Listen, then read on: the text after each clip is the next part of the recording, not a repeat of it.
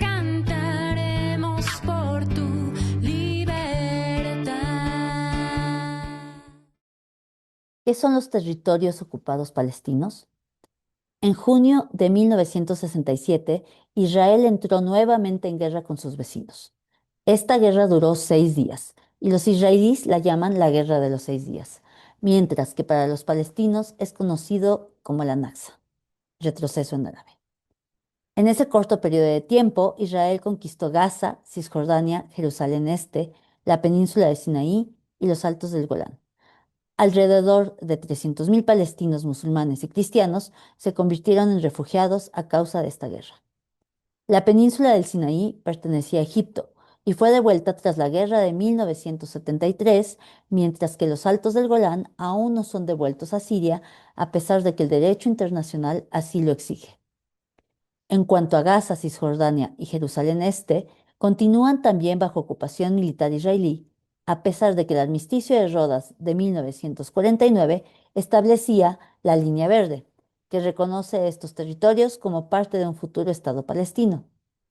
En otras palabras, hace 58 años Israel está violando todos los días el derecho internacional porque sigue ocupando territorios que le pertenecen a otro Estado, en el caso de Siria, o que son reconocidos por ese mismo derecho internacional para que constituyan un futuro Estado palestino con capital en Jerusalén Este.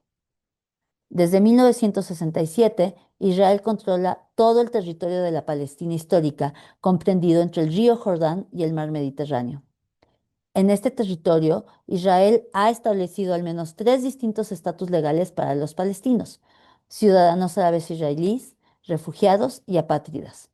En cuanto a los judíos israelíes que habitan ese territorio, están los ciudadanos y los colonos que ocupan de manera ilegal Jerusalén Este y Cisjordania y que además desean recolonizar Gaza.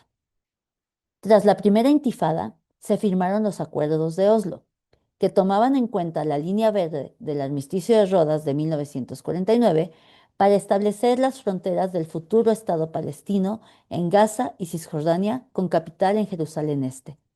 Se esperaba que el 5 de mayo de 1999 se estableciera dicho Estado-nación, pero no sucedió así. El 28 de septiembre de 2000 estalló la segunda intifada, lo cual supuso el fin de este proceso y la normalización del sistema de apartheid.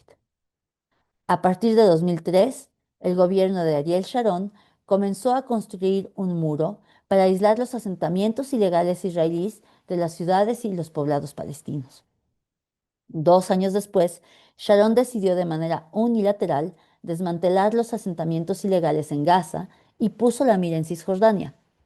Ahí los asentamientos ilegales aumentaron y el muro alrededor de ellos creció igualmente. Un año después, en 2006, se llevaron a cabo elecciones legislativas en los territorios palestinos y Hamás ganó más escaños. La comunidad internacional no reconoció este triunfo y en Gaza se desató una ola de violencia entre Hamás y Fatah por el control de la franja.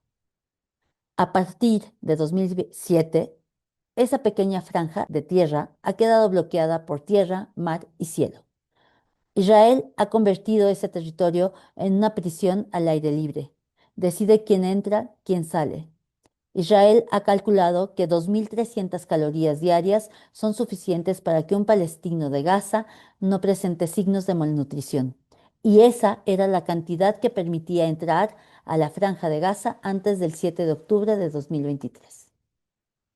Antes de esa fecha, los palestinos de Jerusalén Este vivían bajo la constante amenaza de ser desalojados de sus casas y los palestinos de Cisjordania enfrentaban cada vez más restricciones en sus desplazamientos o un aumento de la violencia por parte de los colonos israelíes, dependiendo de la zona en la que habitaban. Recordemos que Cisjordania fue dividida por los acuerdos de Oslo en 3 zonas, A, B y C. El resultado fue que únicamente en la zona A, la autoridad palestina mantiene algo de control. Esta zona comprende solamente el 18% de Cisjordania y está conformada por ciudades como Ramallah, Belén o Nablus. Mientras que Gaza había sido bombardeada en 2008, 2009, 2014. La marcha por el retorno de 2018 fue duramente reprimida.